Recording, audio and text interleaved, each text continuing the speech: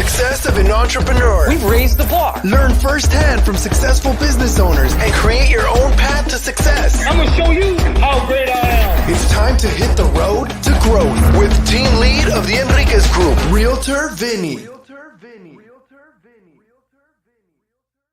Hi, your Rich Growth listeners. Today I have Anthony. He is the CEO of Coastline Equity. It's kind of interesting.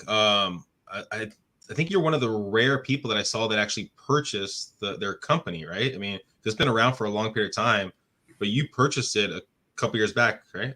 About 2 years ago. So my former partner, George Mayer, is a mentor of mine, both professionally and personally. I've known him since I was a kid. I grew up at the Boys and Girls Club, and George was my childhood mentor.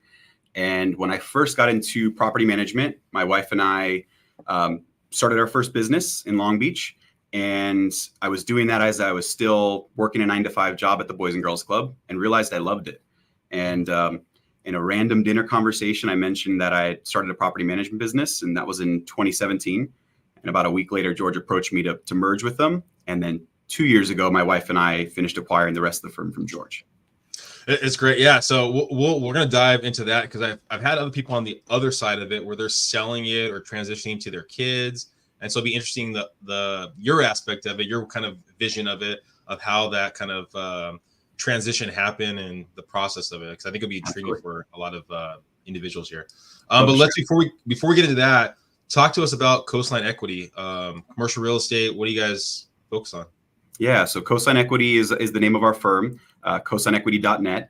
And we offer commercial and multifamily property management across Southern California. So we have offices across the Southland, and we manage in LA County, Orange County, the Inland Empire, Riverside, and all the way down to San Diego. And that market, I mean, we're right now recording in June 6, 2024. So, I mean, you could be listening to this a little later on, but that market has been kind of, I guess funky might be the word for the last couple of months, huh? That's a good way to describe it, funky, because there are definitely some positives you can find in the market, and there are a lot of negatives.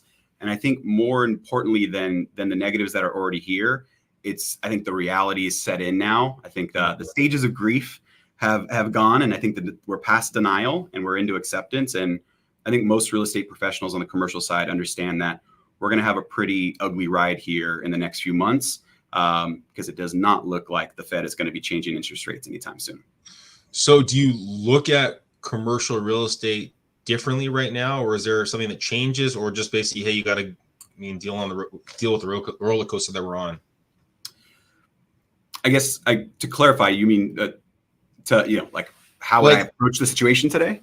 Yeah, I mean, because you see, I mean, and this is just my perspective, being more in the real estate space. I've done a little commercial, nothing to the degree that you guys are at.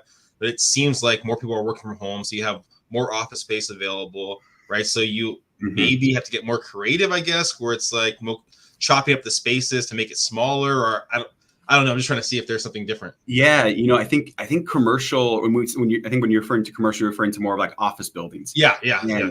And I think office buildings are an interesting dynamic right now, because I think we're all hearing in the news like every office building is empty. They're talking about downtown corridors. They're talking about downtown LA, downtown San Diego. They're talking about, parts of even Irvine's actually not having that issue. So I would say like Irvine and some of the more suburban office buildings are doing great, because people don't want to commute anymore. People want to be closer to home. Executives want to have maybe smaller offices spread out instead of one major corporate office in downtown LA and some beautiful high rise. So I think you're seeing more of those downtown corridors hit. But, our product that we manage down in Temecula, Southwest Riverside, Marietta, we've never been more full. Occupancy rates are higher than they've ever been in the history of that market. Gotcha. Do you think anything's going to change, I guess, in the downtown markets? Will anything change there, or? Yeah, you're already starting to see, maybe a year or 2 years ago, you heard developers talking about office to multifamily conversion, and now that work has started. We're working to try to work on some of those clients now that are doing the transitions and acquire new clients to help them through the construction process. We're actually talking with a potential new client on Monday about that exact project in downtown San Pedro, where I live and close to home for me. So I think you're going to see more office to multifamily conversions.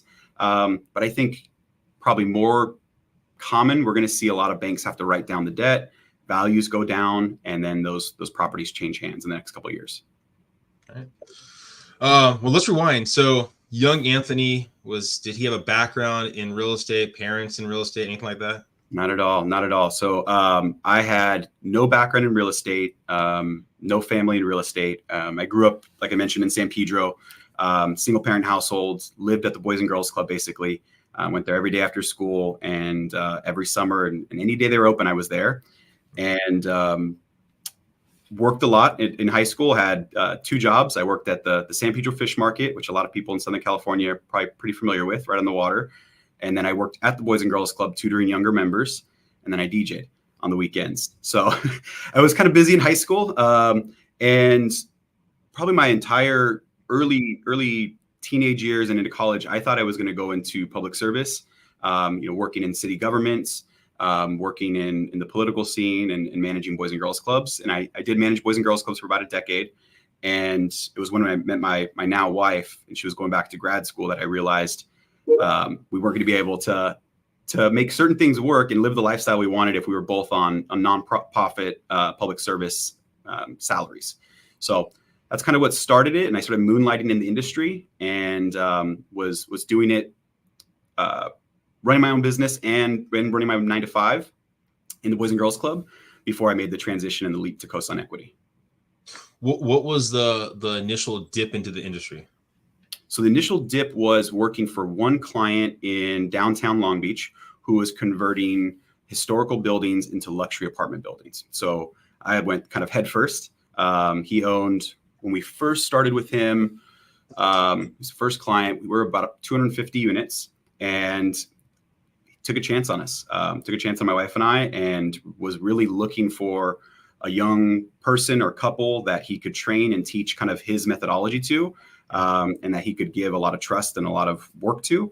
And he found us, and we did that not long, about a year before I came over to Coastline and started growing this firm before buying it. Now, I mean, there's a lot of, it sounds like a lucky break, and it might have been, but there's also probably things you did of either networking or something, right, that got you that original connection. Do you recall what that was? So in some ways it was a lucky break. I guess it was, so I knew I wanted to get into property management, and I knew I wanted to get into real estate. So I was applying to tons of jobs on Indeed, on ZipRecruiter, on every website out there. And I think for this owner, whose name is Robert Thomas, he's all about finding people that have drive, self-determination, do the work themselves. And his whole interview process was that, where it was basically like, step 1, do this. Step 2, do this. After you've done all 10 steps, send me an email with the results of all these things. So basically, like, very entrepreneurial, like, you're going to do your whole interview process for me and give me the results. And when he saw my results, he called me, I think, like the same day. And he's like, these are great. What experience do you have? And I shared, I really don't. I'm interested. I'd love to learn. Shared my background and that I was managing Boys and Girls Clubs. He did some Google searches, found me in some articles, called me back again, I think the next day, and said, I know you mentioned your fiance. I want her to take the test.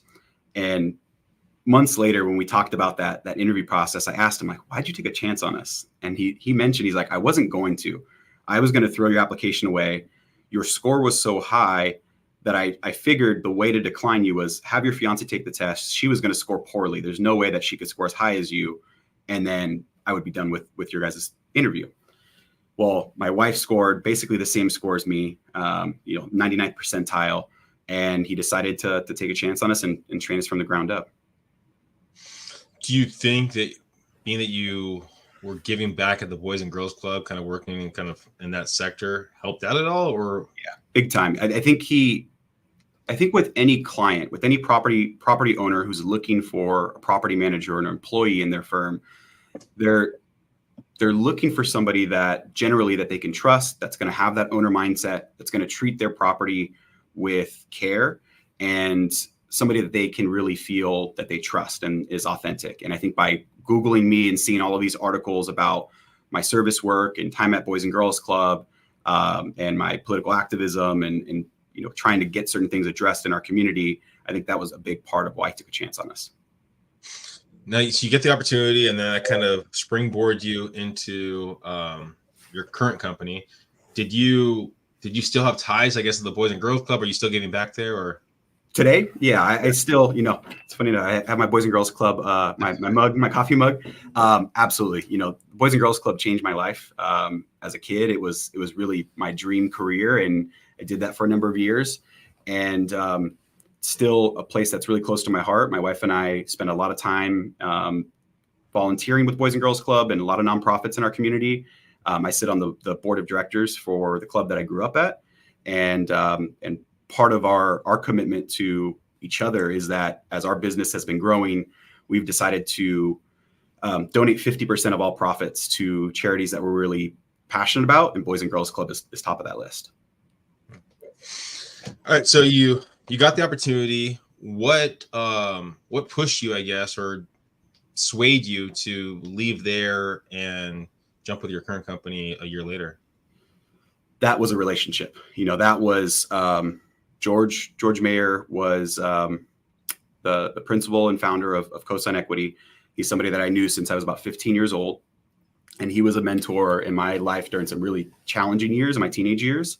And we always stayed in contact. We always, even when I was away at college and working across the state, we would, email back and forth. When I would come to town, I would have, lunch or dinner with he and his wife, Barbara. And funny enough, this entire time for about 20 years, I had no idea what George did for a living. I knew he was in business, but he always ran multiple businesses. So I had no idea what he did. And when he first approached me about the opportunity, I still didn't know what he did. So I asked him, show me the portfolio, let me understand what you're doing, and let's take a tour of the team in the office. And decided to take a leave of absence from the Boys and Girls Club. The idea was I was going to take a 30-day leave of absence, test out if I liked working with George or not in the team. And by day 2, we were driving back from our Temecula office, and George asked, he goes, I really think this is a good fit. I know we said we're going to give us a few weeks before we talked about it, but I'm ready if you're ready. And I called the team at Boys and Girls Club and made the jump. So you're working there. I mean, how does I guess your role change, I guess, in your day to day, and what does it look like? You're saying like when I first started at Coastline? When you first got there, yeah. So when I first started, part of what George needed help with and why he asked me to come in, and I wasn't asked to come in as a partner to begin with. I came in as an operations director. I think big part of it was my technology background and my understanding of how prop tech or property technology could work in a property management business. And I'd already implemented AppFolio property management software in a previous portfolio. And George had purchased AppFolio maybe 6 or 9 months before I joined, but the system wasn't working. And it wasn't working because the team wasn't using it, and he didn't understand how to implement it and train on the software. So first step was just to come in, get AppFolio working correctly, get everybody trained up, get the clients understanding how to pull reports and read their reports.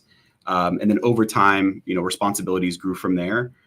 First as a vice president of the company and a partner, and then probably in about 2021, took over leadership of the firm. George stayed on kind of in an owner's seat, advising at weekly meetings. And then in 2022, my wife and I approached George to do a buyout and for him to potentially explore retirement. After 50 years of running the firm, I think he was ready for it and excited for it, and it was a great opportunity for all of us. How long was the transition from agreeing to the buyout and you taking over full, I guess? I mean, I guess you kind of were already running everything, but yeah, when was that? Yeah, so I was picking up equity and I was picking up equity as we grew from 2017 until the buyout in 2022. So I was buying the remainder of the shares that George owned. And part of our agreement from the beginning is that he was going to always have controlling ownership. So he would never have less than 51%. So in 2022, I was approaching him to buy the rest of the equity from him. And, we definitely, we had attorneys involved to make sure we were both protected, which always slows things down. So it probably took from start to finish, maybe 6 months until we were signed on the contract. But at that time, he was already semi-retired, I would say. He wasn't coming to weekly meetings any longer. He was coming to our quarterly leadership planning sessions and strategy sessions. But that was really the extent of his involvement at that point.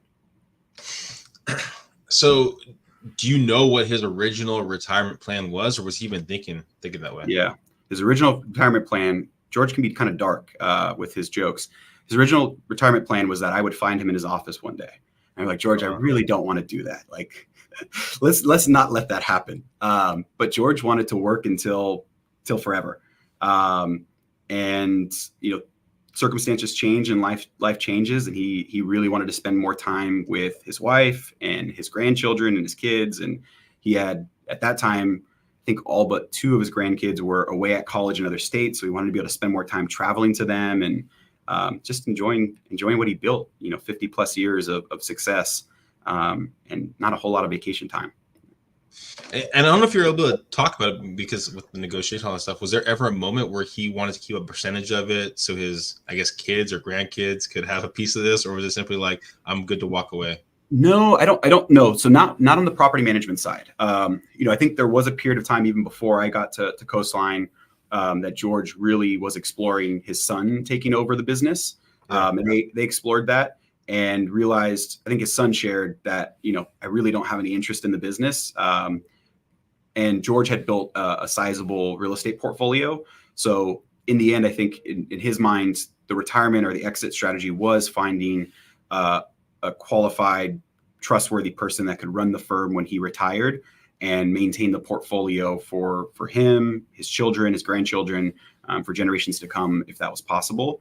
And I don't think George imagined the third-party property management would grow as large as it did. When I first came in 2017, more than half of the portfolio was either fully owned by his family or at least partially owned by his family. Today, George makes up less than 2% of the portfolio. So we've substantially grown in the last 7 years. So when you're transitioning and taking over the business, right, what are some things that you maybe didn't do the best at, and things that you feel like you did the right way in that transition period? Yeah, there are a lot of things. There was one big thing that I think there was a lot of smaller components to this big issue. I think my wife and I were so focused on maintaining George's legacy and really respecting the business he had built over the last 50 years and really honoring that legacy and honoring the gift and the opportunity to have a business of our own and continue to grow it, that we weren't being honest about our own vision for the company. And I was running the business of 50 years ago while still believing in what it could become today. And there was this conflict that was happening in the way I was communicating things, in our strategies, in our, you know, even in our podcasting and in our content plans. And there was just a conflict in all of it. And it was really confusing. And when I first joined Coastline Equity, we were a team of 6, including myself and George. Today, we're a team of 50 plus. So I was still running as if we were 6 people, very flat structure. 14 of the 50 people were reporting to me. I was sitting in, you know, 3 or 4 different department meetings. It just wasn't real effective. So I was getting into burnout. I wasn't communicating very effectively. There were a lot of issues with, you know, trying to run 2 different visions. So what did you do? I mean, was it simply kind of say goodbye to the old vision and kind of in with the new, or did you try to find a way to commingle them, or what? No, so that's a good question. It was a lot of reflecting, a lot of I do a lot of journaling and reflecting and writing, and so I think just a lot of introspective kind of discussions with myself and with my wife and with my leadership team. You know, we haven't thrown the baby out with the bathwater, but we've definitely accepted that, hey, we're living a different set of core values. We're running the business a different way. We have a different marketing strategy. We've embraced social media. We've embraced, you know, social and content, and really the way that we communicate to the team and with the team has changed. So a lot has changed. Everything from branding to logo. We're definitely going to continue to keep the name, but even the name is kind of confusing because Coastline Equity was a lending institution when it was first founded in the 70s. So we were a private party lender, but there is a good amount of goodwill with the brand and with the name, and our clients know us by that name, and the commercial industry knows us by that name, that we decided to keep it. Now, what about the your clients? I mean, how do you educate them that there's a transition happening without like scaring them that things are going to change? Yeah, I'll share a funny story with about one of my clients. So, one of our oldest clients, one of George's oldest clients, that's been with us over 40 years. When I called them, I said, Mark, hey, I want to share some updates. George is going to be retiring this month, and I'm taking over as the CEO. And just want to let you know that you're going to continue to get the same level of service and quality that you always have expected from us. And he just stopped me and he goes, wait. How is that any different than what you've already been doing? George has been retired for years, I thought. It's like, okay, all right. You guys already kind of knew what was happening, and we just didn't communicate it, I guess, as clearly to ourselves as we did to our clients. They already kind of saw what was happening and where we were going even before we did. Gotcha. So do you think it was beneficial that you kind of took over the reins, about 5 years earlier, I guess? I guess so, about 5 years earlier. I think it kind of naturally happened as, again, as a early 30s. I was in my late 20s at the time. So late 20s, a lot of energy, a lot of excitement, running all over Southern California to meet with clients and jump on phone calls. I think because there was so much energy and so much happening, they were already having a lot of interactions with me. And then you're right, about 5 years ago, we slowly started to transition more and more of the daily duties of the business. If you were maybe advising someone that's listening right now and they're have plans, I guess, to take over a business or transition a business, I guess, or purchase a business, however the best way to put it, what would be some advice you'd give to them? Great question. I would say, I think for any entrepreneur, I think one thing that we forget about as entrepreneurs is ourselves. I think we're really good about taking care of our clients and taking care of our team and building our team. But sometimes we forget that, or we don't even understand that the skills and the tools that got us to steps 1 through 15 are likely not going to be able to get us past 15, or may even be the barriers that are stopping you to get to level 16 and on. So I think working on yourself and really getting the education, getting the coaching if you can, reading all the books, and kind of consuming as much information and education as you can. You talked about kind of your vision and kind of where you're going to go. If we were talking in 5 years from now, where do you envision Coastline going? Yeah, so continuing to grow our third-party portfolio is goal number one. By 2026, so I'm working on a 3-year plan that we're about 6 months into. We'll be about double the size we are today in terms of revenue, doors, and be about a team of 90 strong. We have offices in LA, Orange County, downtown LA, the South Bay, and Temecula. So continuing to expand that reach throughout Southern California.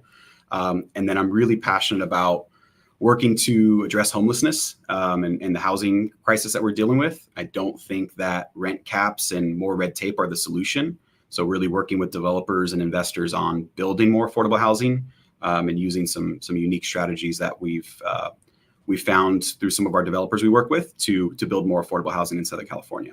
So you'll see Coastline Equity acquiring property and building property here in the next 6 months and into the future. Are you able to give any of the unique ideas? Oh, absolutely. I think real estate is a space of abundance, and I think there's no reason to keep anything secret. I think that's part of the problem with the affordable housing problem. I think I had a client, one of our clients, who's one of the builders we're working with. They're building about 500 units, and we were sharing notes on one of the strategies. It's called the California Welfare Tax Exemption. And I was telling them, I've done a bunch of research. I've talked with my lawyers. I've been working on reading as much as I can, but there's not a lot of content out there on the program. And basically all that's out there is the tax code itself. And his comment to me was, it's because it's as muddy as anything can be. Affordable housing is just like this really confusing space.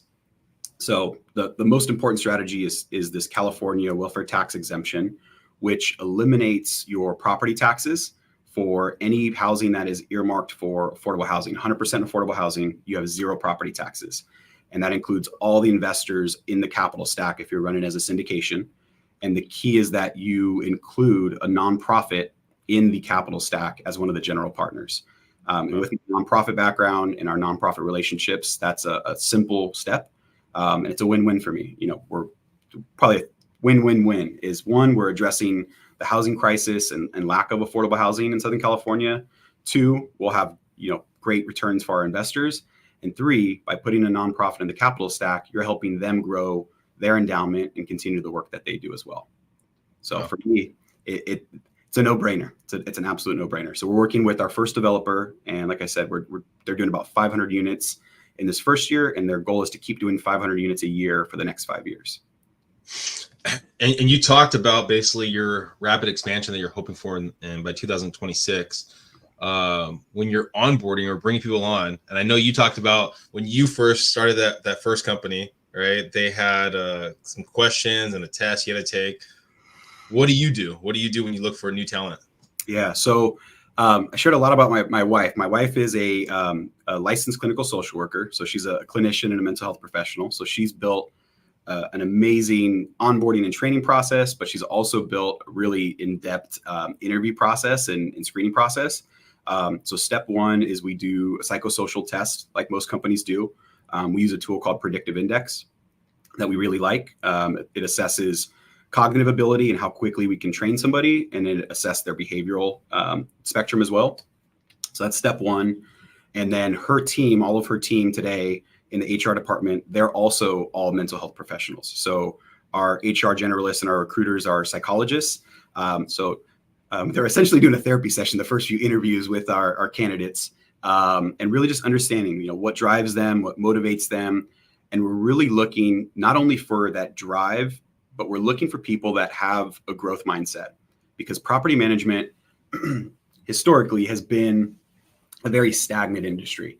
You have a lot of people that you'll hear them say like, well, this is just the way it's been done, or this is the way that property management happens, or this is the way you do X, Y, and Z in property management. And that's not the right candidate for us. We want somebody that wants to look at the problem of Section 8 or the problem of vacancy rates in an office building and think outside the box and think of creative solutions and strategize and ideate with us and ideate with the clients. So that's really important to us. And then third is core values. I've shared a lot about our nonprofit work and the way that we engage with the community. So we really want to find real estate professionals that have that same heart and really want to empower their teams and the people around them and really impact the communities in a positive way that we serve. We don't want to work with landlords that don't want to maintain their properties. We want the properties we manage to be that crown jewel in the neighborhood that helps to improve the community. It isn't part of the blight issue. So we're looking for team members that understand that. You brought up the idea that one of the core values, I guess, is someone that's willing to look at, I guess, the real estate market in a different light. Does that usually mean that you're bringing on people that maybe don't have a long of a history in the real estate? A lot of the time, yeah. A lot of time we're looking for people that are green. Either they have been in some part of real estate. Maybe they have been a realtor or salesperson and they sold single family homes, or they've worked for one of the government agencies as an inspector or as a application processor. But a lot of times we're finding people that is their core value fit before they're ever a seat fit. So I think that's more important to us, and we're willing to train everything else. If they have that passion and that heart and that drive, we'll train the rest of the skills. If someone's listening and they're looking to see if they could be part of this massive growth, what's the best way of getting more information? Best way for them to get information about our firm is to go to coastlineequity.net. And on our website, we have information about our careers and our values and all the nonprofits we work with and our interview process and our culture. And if they want to learn more about me and the work that I'm doing with advocacy and got a book coming out here in January called Property Management Excellence with Forbes, then they can visit my website at anthonyaluna.com. So that's coastlineequity.net and anthonyaluna.com. So couldn't grab both the .coms. I wish we could, but not yet. Great. Well, thank you so much, Anthony, for being here. I'm going to finish out one last question because we never really talked too much about your childhood with a single parent and kind of Boys and Girls Club. But I'm curious if you could give any advice, I guess, to your younger self, that person that was at the Boys and Girls Clubs for so long. Is there anything you would tell them? That's a great question. Yeah, I think probably less advice and more kind of confirming that you're on the right track, and that probably being there were a lot of supportive mentors around me, but each of the mentors I don't think had the full picture of what was really happening at home and at school. So I think just being that words of encouragement for myself and that like, hey, you're working down the right path. Don't be so hard on yourself. It doesn't have to be perfect. You're going to make mistakes, and you'll find this strange path to entrepreneurship. So I think most of us in entrepreneurship get here kind of some strange way. And especially for property managers, nobody grows up saying I want to be a property manager. And in the end, it's the career and the business that I found that I love. So I think just kind of encouraging myself to explore it all and have fun on the journey. Well, again, Anthony, I appreciate it so much. Guys, we do have a sponsor, Melody Cloud. Go in the show notes for Melody Cloud if you're looking for relaxed music. Also, too, if you need any help in Southern California for residential real estate, reach out to the Enriquez Group. Go in the show notes for that. But please, Anthony, their company, Coastline, massive expansion. If you have interest, if you're in the real estate field, or if you have some properties you're looking to have managed, just go in the show notes. It's really easy on their website to take a look and apply or reach out to Anthony. But thank you guys. Please subscribe. Please share, and go find Anthony. Thanks, Vinny. Appreciate it.